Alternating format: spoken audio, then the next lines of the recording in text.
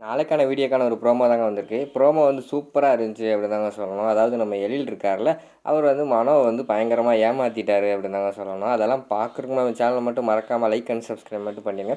First எல்லாருமே வீட்ல வந்து சந்தோஷமா இருக்கிற மாதிரி தான் காட்டிக்கிட்டு இருக்காங்க.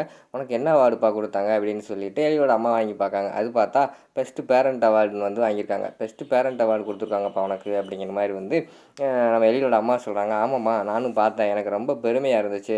நான் doctor award best doctor award வாங்கினத விட எனக்கு பெஸ்ட்டு பேரண்ட் அவார்டு தான் எனக்கு ரொம்ப பிடிச்சிருக்கு. ரொம்ப பெருமையாகவும் இருக்குது." அப்படிங்கிற மாதிரி சொல்லிக்கிட்டு இருக்காங்க.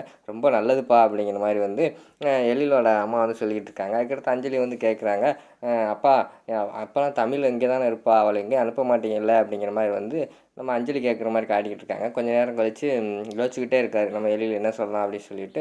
அதுக்கடுத்து "தமிழ் இங்கே தான் இருக்க போகிறா, சந்தோஷமா இருங்க." அப்படிங்கிற மாதிரி வந்து எழில் சொல்லிடுறாரு. அதை கேட்டோடனே குழந்தைகளுக்கு வந்து பயங்கரமான சந்தோஷம், தமிழுக்கும் பயங்கரமான சந்தோஷம் ஆயிடுது.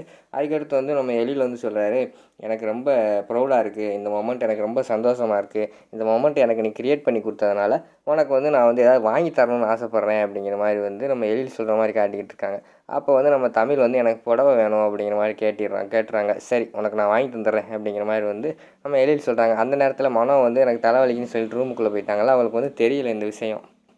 சரின்னு சொல்லிட்டு மறுநாள் காலையில் வந்து மனோவை கூப்பிட்டுட்டு நம்ம எழில் வந்து போகிறாங்க. ஏதாவது புடவை கடைக்கு போவோம் அப்படின்னு சொல்லிட்டு போய்கிட்டு இருக்காங்க. அப்போ வந்து மனோ வந்து கேட்காங்க, "எங்கே போகிறோம்?" அப்படிங்கிற மாதிரி கேட்காங்க. "எங்கே போகிறோன்னு தெரியல, ஆனால் ஒரு எங்கேயாவது போகணும்." அப்படிங்கிற மாதிரி சொல்கிறாங்க. "எதுக்கு போகிறோம் அப்படின்னா தெரியுமா?" அப்படிங்கிற மாதிரி வந்து மனோவை கேட்காங்க. எதுக்கு போகிறோன்னு தெரியும். ஒரு ஸ்பெஷலான ஆளுக்கு வந்து நான் வந்து புடவை எடுத்து கொடுக்க போகிறேன், அதனால் வந்து ஒரு ஜவுளி கடைக்கு போகிறேன்." அப்படிங்கிற மாதிரி சொல்கிறாங்க. அப்போலாம் போக வேண்டியது என்ன, பிறகு எங்கே போகணும்னு தெரியலன்னு சொல்லிக்கிட்டு இருக்க அப்படிங்கிற மாதிரி மனோ கேட்காங்க.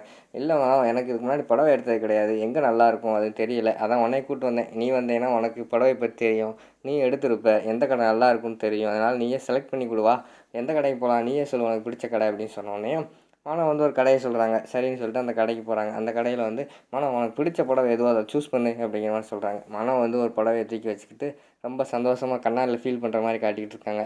"எழில் நீயா எனக்கு வந்து புடவை எடுத்து கொடுக்க, எனக்கு வந்து ரொம்ப சந்தோஷமாக இருக்குது." அப்படிங்கிற மாதிரி வந்து மனம் ஃபீல் பண்ணி பேசிக்கிட்டு இருக்கிற மாதிரி காட்டிகிட்டு இருக்காங்க. அந்த பக்கம் பார்த்தா நம்ம எழிலும் 2, 3 புடவை எடுத்து வச்சுட்டு, புடவை செலக்ட் பண்ணவே முடியல. உண்மையிலேயே வந்து இந்த புடவைய செலக்ட் பண்ணுறது வந்து ரொம்ப கஷ்டமான வேலை தான் போல." அப்படிங்கிற மாதிரி அந்த இடத்துல யோசிச்சுக்கிட்டே இருக்காங்க. அந்த இடத்துல வந்து மனோ வராங்க. "எழில் இந்த புடவை எப்படி இருக்குன்னு பாரு, சூப்பராக இருக்கா?" அப்படிங்கிற மாதிரி வந்து மனோ கேட்குறாங்க. அத பார்த்துட்டு எழிலுக்கு வந்து ரொம்ப பிடிச்சு போயிடுச்சு அந்த புடவ. "சரி இந்த புடவையே பேக் பண்ணுங்க. புடவ வந்து சூப்பரா இருக்கு." அப்படின்னு சொல்லிட்டு புடவைய பேக் பண்ணிடுறாங்க. அடுத்து கார்ல வந்துக்கிட்டே இருக்காங்க. வரும்போது பார்த்தா மனம் வந்து ரொம்ப சந்தோஷப்படுறாங்க. எழில் வந்து நமக்கு புடவையெல்லாம் வாங்கி கொடுக்க ஆரம்பிச்சுட்டான். இனி எப்படியாவது அவன லவ் பண்ணி கல்யாணம் பண்ணி செட்டில் ஆயிட வேண்டியதான் அப்படிங்கிற மாரி அவங்க அங்கிட்டு ஃபீல் பண்ணிட்டு வந்துகிட்டு இருக்கிற மாரி காட்டிக்கிட்டு இருக்காங்க.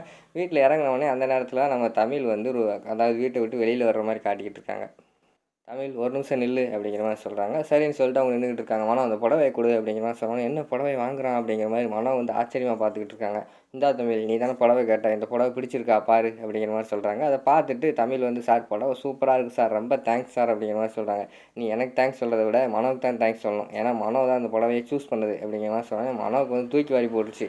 "என்னடா நமக்கு தானே புடவை வந்து எடுத்து கொடுத்தான்னு நினச்சிக்கிட்டு இருந்தோம், இப்போ என்னடான்னா தமிழ்கிட்ட கொண்டு போய் கொடுத்துக்கிட்டு இருக்கானே." அப்படின்னு சொல்லிட்டு அவங்க வந்து பயங்கரமாக ஷாக் ஆகி பார்த்துக்கிட்டு இருக்கிற மாதிரி காட்டுறாங்க. அதோட பார்த்தீங்கன்னா, இந்த ப்ரோமோ வந்து முடிச்சிடுறாங்க.